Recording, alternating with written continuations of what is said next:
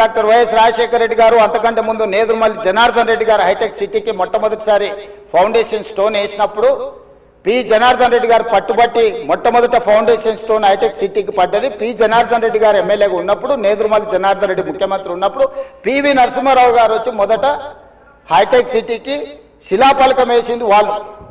తర్వాత ఆగిపోయింది. ఆ తర్వాత చంద్రబాబు నాయుడు గారు వచ్చిన తర్వాత మళ్ళీ చంద్రబాబు నాయుడు గారు, అటల్ బిహారీ వాజ్పేయి గారు వచ్చి హైటెక్ సిటీ నిర్మాణం చేశారు. ఆ రోజు కూడా ఇదే ఆరోపణలు చేశారు అధ్యక్ష.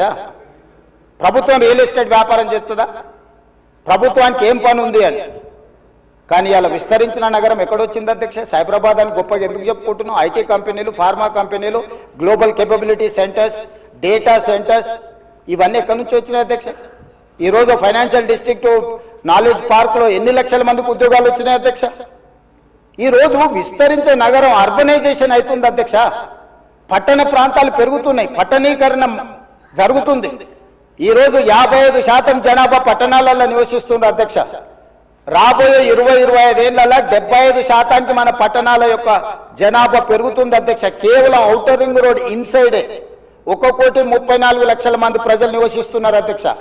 3,78,00,000 తెలంగాణ జనాభా ఉంటే ఔటర్ రింగ్ రోడ్ ఇన్సైడ్ మాత్రమే 1,34,00,000 మంది నివసిస్తున్నారు అధ్యక్ష. అంటే ఇక్కడ మోర్ దాన్ 1/3.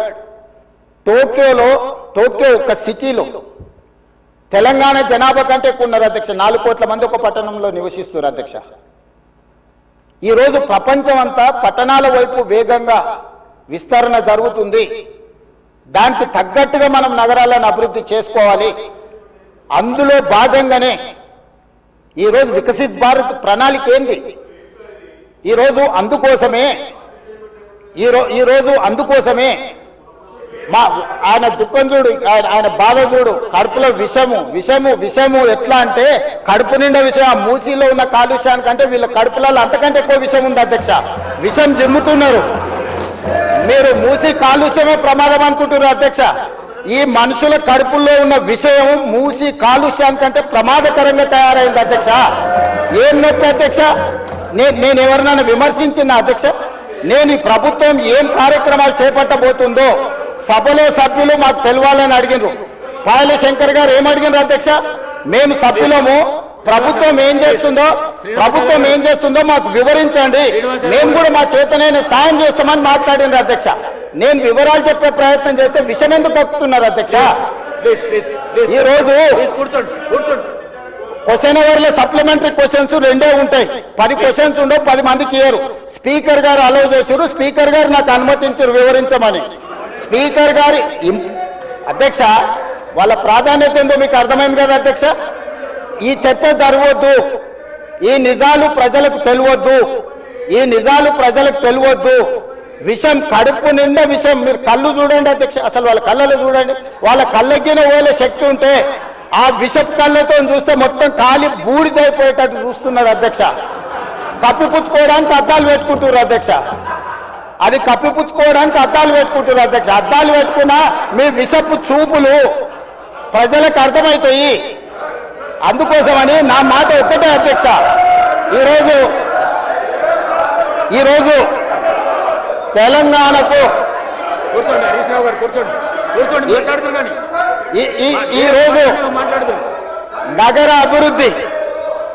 ఈరోజు నగర అభివృద్ధి చేయడం మా బాధ్యత. ఈరోజు ఇన్ని మాటలు మాట్లాడుతున్నారు కదా అధ్యక్ష. ఆనాడు కాంగ్రెస్ లో గెలిచిన ఎమ్మెల్యేని తీసుకొని మూసీ రివర్ డెవలప్మెంట్ కార్పొరేషన్ కు చైర్మన్ చేసింది ఎవరు అధ్యక్ష? ఎవరు? ఈ రోజు వివరాలు చెప్తుంటే ఆ నొప్పెందుకు అధ్యక్ష? ఆ నొప్పెందుకు? మీరు అనుమతి ఇచ్చిన తర్వాత వాళ్ళెవరు అధ్యక్ష ప్రశ్నించనికే? వాళ్ళెవరు సభ్యులు? ఈ రోజు అక్బరుద్దీన్ ఓవైసీ గారు, పాయల శంకర్ గారు, లేకపోతే కాలేరు వెంకటేష్ గారు. ఆ కాలేరు వెంకటేష్ గారినైనా చూసి నేర్చుకోండి, కనీసం ఒక అవగాహన వస్తుంది. స్పష్టంగా నేను అంబర్పేట పోయినప్పుడు చెప్పిండు, 100% అంబర్పేట శాసనసభ నియోజకవర్గంలో మేము మూసీ నది ప్రక్షాళనకు సహకరిస్తాము. మా పేదలకు అందరికీ మంచి ఇండ్లు కట్టించండి, మా ప్రభుత్వ కార్యాలయాలు కట్టించండి, మా ప్రాంతాన్ని అభివృద్ధి చేయండి. నేనే ముందు భాగాన నిలబడి మూసీ నది ప్రక్షాళనకు సహకరిస్తానని అంబర్పేట ఎమ్మెల్యే కాలేరు వెంకటేశ్వర గారు ముందుకు వచ్చి బహిరంగంగా మైక్లో చెప్పిండు. నిన్నగాక మొన్న వచ్చి నన్ను కలిసి చెప్పిండు. ఆ పక్కనే ఉప్పల్ ఎమ్మెల్యే లక్ష్మారెడ్డి గారు వచ్చి కలిసి, సార్ మా ప్రాంతాన్ని అభివృద్ధి చేయండి, మూసీ నదిని ప్రక్షాళన చేయడం ద్వారా మా ప్రాంతానికి ఉపయోగపడుతుంది, మీరు చాలా మంచి పని చేస్తారు, మీరు వేగంగా ముందుకు వెళ్ళండి, మా వైపు నుంచి మీకు ఏం సహకారం కావాలని చెప్పి ఆ శాసనసభ్యులు వచ్చి కలిసిరు అధ్యక్ష. ఇవాళ నేను ఒకటే అడుగుతున్నా అధ్యక్ష, ఈ రోజు మూసీ నది ప్రక్షాళన చేసుకుంటే నల్గొండ, ఈరోజు మూసీ నది ప్రక్షాళన మేము చేస్తున్నామంటే మీరు చెయ్యాలంటున్నా వద్దంటున్నా? ఒక్క మాటలో చెప్పండి. మీరు చెయ్యాలనుకుంటే ఏమి చెయ్యాలో సూచన ఇవ్వండి, వద్దంటే మీ కడుపు మంట ఏందో చెప్పండి, తెలంగాణ ప్రజలు నిర్ణయించుకుంటారు. అందుకే ఈరోజు మూసీ నది పరివాహక ప్రాంతాన్ని నైట్ ఎకానమీగా మారుస్తా అని చెప్పిన అధ్యక్ష. పట్టణం అంతా రాత్రి 9 గంటలకు నిద్రపోతే రాత్రి 9 గంటల నుంచి ఉదయం 6 గంటల వరకు మూసీ నది పరివాహక ప్రాంతంలో నైట్ ఎకానమీని రివైవ్ చేసి అక్కడ హోటల్స్, ఆఫీసులు, అదే విధంగా ఫుడ్ కోర్ట్స్, కల్చరల్ యాక్టివిటీస్ వీటన్నిటిని కూడా ప్రపంచ స్థాయి నగరంగా మార్చడానికి నైట్ ఎకానమీని ఓపెన్ చేయబోతున్నామని చెప్పినాం అధ్యక్ష. ఆ ప్రాంతంలో ఉన్న ప్రతి వాళ్లకు, నష్టపోయే వాళ్లకు అత్యధికంగా నష్టపరిహారం ఇచ్చి బ్రహ్మాండమైన కాలనీలు కట్టించిస్తాం అధ్యక్ష.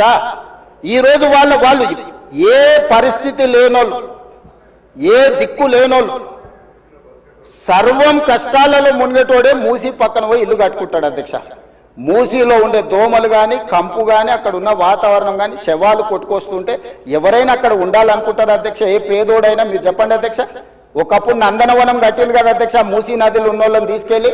ఈరోజు ఆ ప్రాంతంలో నందనవనం మనం పోయినప్పుడు ఎంతమంది జిల్లాల నుంచి వచ్చిన వాళ్ళు ఉన్నారు అధ్యక్ష? ఎల్బీ నగర్ ఎమ్మెల్యే గారికి తెలుసు, నందనవనం ఆ కాన్స్టిట్యున్సీనే వస్తుంది. ఈరోజు మూసీ నది పరివాహక ప్రాంతంలో ఉన్న పేదలకు మంచి వసతులు కల్పించి, వాళ్ళ పిల్లలు చదువుకోవడానికి మంచి పాఠశాలలు ఇచ్చి వాళ్ళకు ఉద్యోగ ఉపాధి అవకాశాలు కల్పిస్తామని మేమంటే లేదు, అది అట్లనే ఉండాలి, తరలించడానికి వీల్లేదు, కట్టడానికి వీల్లేదు, మేము అడ్డం పండుకుంటాం, మేము నిలువు పండుకుంటామన్నారు. మరి మన వర్షాలు వచ్చినప్పుడు పోయి పండుకునేది ఉండే అధ్యక్ష, పోలేదు. ఏమి లేనప్పుడు పోయి ఆ పక్కన ఉన్న కాలనీలలో పండుకొని వచ్చారు అధ్యక్ష. ఇప్పుడు ఉండమని ఉంది అధ్యక్ష నెల రోజులు. ఇప్పుడు వద్దంటున్న వాళ్ళు ఉన్నారు కదా, నెల రోజులు మూసీ నది పక్కన ఉండమని చెప్పుండ్రు అధ్యక్ష. అంబర్పేట శ్మశాన వాటిక ఉంది కదా అధ్యక్ష, ఆ శ్మశాన వాటిక దగ్గర ఉన్న శవాలు, కులిపోయిన శవాలు, కాలిపోయిన సగం కాలిన శవాలు ఉన్నాయి కదా అధ్యక్ష, వీళ్ళందరూ అక్కడ ఉండమని ఉండ్రి, చూడమని ఉండ్రి. ఏ దుర్భరమైన పరిస్థితి ఉందో అర్థమవుతుంది, ఏ దుర్భరమైన పరిస్థితుల్లో ప్రజలు ఉన్నారో అర్థమవుతుంది. అందుకే ఈరోజు ప్రపంచ స్థాయి సంస్థలను కన్సల్టెంట్ గా పెట్టుకున్నాము. ఫస్ట్ ఫేజ్ ఒక కొలిక్కి వచ్చింది, మిగతాది కూడా విడతల వారిగా ప్రాజెక్టు రిపోర్టు జరుగుతుంది. నేను హైదరాబాద్ నగరంలో 5 ఏళ్లలో 150,000 కోట్లు ఖర్చు పెడతాం, మూసీ నది ప్రక్షాళన చేస్తామంటే 150,000 కోట్లు కాంట్రాక్ట్ ఇచ్చేసారు, రేవంత్ రెడ్డి 25,000 కోట్లు తినేసిండని మాట్లాడుతున్నారు అధ్యక్ష. ఎంతసేపు వాళ్ళు ఎట్లనో మిగతా కూడా అట్లనే అనుకుంటారు అధ్యక్ష.